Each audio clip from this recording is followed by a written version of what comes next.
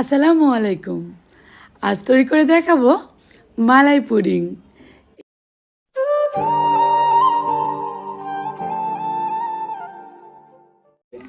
প্রথমে নিয়ে নিচ্ছি একটা মিক্সিং বোলে 1 কাপ পরিমাণ গুঁড়া দুধ, দিয়ে দিচ্ছি বেকিং পাউডার হাফ চা চামচ পরিমাণ, ঘি দিয়ে দিচ্ছি 1 টেবিল চামচ পরিমাণ।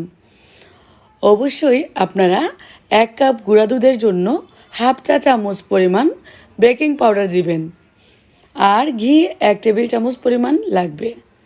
এবার বেকিং পাউডার ঘি দুধের সঙ্গে ভালোভাবে মিশিয়ে নিচ্ছি। খুব ভালোভাবে মিশে গেলে একটা ডিম ফেটিয়ে নিয়েছি, সেই ডিমটা দিয়ে দিচ্ছি। একটা ডিম লাগবেই 1 কাপ গুঁড়া দুধের জন্য। ফেটানো ডিমটা চাইলে কিন্তু আপনারা অল্প অল্প করে দিয়েও ডো তৈরি করতে পারেন।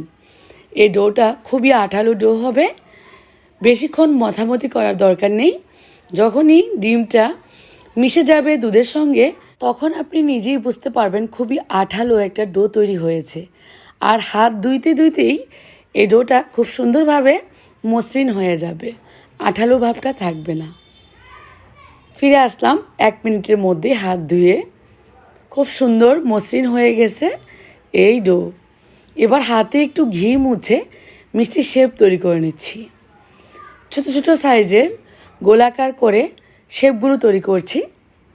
এই তো, এবার চলে যাব আমি সবশেষে কিচেনে। 1 কাপ পরিমাণ পানিতে দিয়ে দিচ্ছি হাফ কাপ পরিমাণ গুঁড়া দুধ। দুধটাকে মিশিয়ে নিচ্ছি। আরও দিয়ে দিব আমি 2 কাপ পরিমাণ ফুটন্ত গরম পানি। আমি যেভাবে তৈরি করতেছি, এখানে পাতলা একটা শিরা তৈরি করছি। হাফ কাপ পরিমাণ গুঁড়া দুধ দিয়েই শিরাটা তৈরি হচ্ছে। বলক উঠে গেলেই এবার আমি শেপগুলো দিয়ে দিব, যে রসমালাইয়ের শেপগুলো তৈরি করে রেখেছি। আপনারা হয়তো বা খেয়াল করেছেন, এর মধ্যে আমি কোনো প্রকার চিনি অ্যাড করি নাই।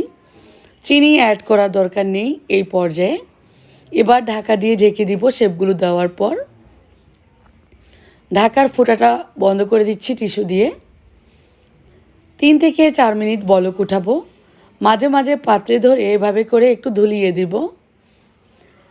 খুবই আলতো করে দুলাতে হবে।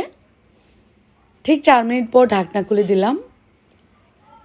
রসমালাই শেপগুলো ফুলে টুটুম্বুর হয়ে গেল।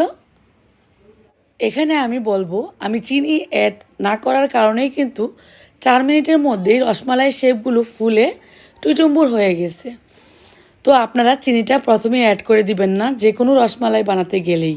আমি আজকে রসমালাই বানানোর টিপসটাও বলে দিচ্ছি আপনাদেরকে। যাদের রসমালাই চুপসে যায় বা একদম গলে যায়, তারা এই জিনিসটা খেয়াল রাখবেন। তো এখন রসমালাই শেপগুলো আমি নামিয়ে একটা ডিশের মধ্যে নিয়ে নিচ্ছি। যাদের রসমালাই চুপসে যায়, গলে যায়, ফেটে যায়, তারা কিন্তু চাইলে এভাবে রসমালাই শেপগুলো তৈরি করে রেখে তারপর দুধের মধ্যে চিনি মিশিয়ে, মানে যে অবশিষ্ট শিরাটা আছে সেটার মধ্যে চিনি মিশিয়ে ঘন করে তারপর মিশিয়ে নিতে পারেন। তো আমি যেহেতু পুডিং বানাবো, এখানে এই দুধের মধ্যে হালকা ঠান্ডা হয়ে গেলে চিনি দিয়ে দিচ্ছি 1/3 কাপ পরিমাণ। আগার আগার পাউডার দিয়ে দিচ্ছি 1 টেবিল চামচ পরিমাণ। এবার চিনি আগার আগার পাউডার মিশিয়ে নিব। গরম দুধে মিশানোর দরকার নেই, হালকা ঠান্ডা হলে মিশাতে হবে, না হয় দলা পাকিয়ে যাবে আগার আগার পাউডার। তারপর চুলায় বসিয়ে দিলাম। চুলা অন না করে কিন্তু আগার আগার পাউডারটা মিশিয়ে নিতে হবে। এখন আমি বলবো, আপনারা যদি রসমালাই বানাতে চান সেক্ষেত্রে চিনিটা পরে মিশিয়ে দুধটাকে ঘন করে রসমালাইয়ের উপর দিয়ে মিশিয়ে দিবেন, তাহলে আপনাদের রসমালাই পারফেক্ট হবে। তো রসমালাইয়ের যে টিপসটা আছে সেটা বলে দিলাম।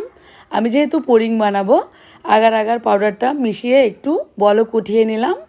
অনেক ঘন হয়ে গেছে। ঠিক এই পর্যায়ে একটা মোল্ডের মধ্যে নিয়ে নিচ্ছি। চাইলে কিন্তু যে কোনো বাটিতে নিয়ে নিতে পারেন। গরম গরম অবস্থায় ঢালতে হবে, না হয় আবার পুডিং কিন্তু পাত্রের মধ্যেই বসে যাবে। রসমালাইটা কতটা পারফেক্ট হয়েছে দেখলেই কিন্তু বোঝা যাচ্ছে, তাই না? তো এবার আমি এই জায়গায় মোল্ডের মধ্যে দিয়ে দিচ্ছি রসমালাইয়ের শেপগুলো। একই সঙ্গে দুটি কাজ হচ্ছে, পুডিং প্লাস রসমালাই। মুখে দিলেই মিশে যাবে, ঠিক এমন হবে এই পুডিংটা। সবগুলো রসমালাই দিয়ে দিচ্ছি আমি এই আগার আগার মিশ্রণের মধ্যে। আগার আগার পাউডার দিলে মাত্র 2 মিনিট সময় লাগবে আপনার এই পুডিংটা বসতে। সেজন্যই বললাম আজকের এই পুডিং মাত্র 2 মিনিটেই তৈরি হবে। আশা করি আপনারা বুঝতে পেরেছেন। আর রসমালাইয়ের মানে দুর্দান্ত যে টিপসগুলো আছে কিভাবে বানাবেন সেই টিপসগুলো বলে দিলাম। তো ফিরে আসবো ঠিক 2 মিনিট পর। ততক্ষণ ফ্যানের বাতাসে ঠান্ডা হতে দিব।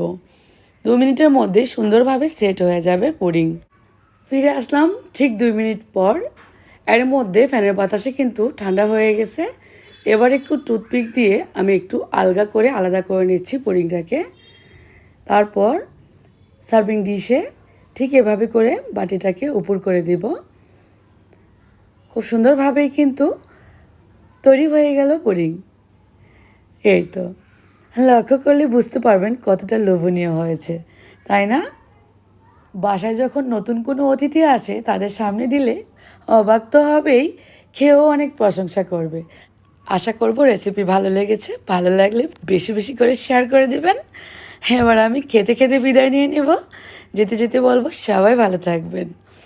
আল্লাহ হাফিজ।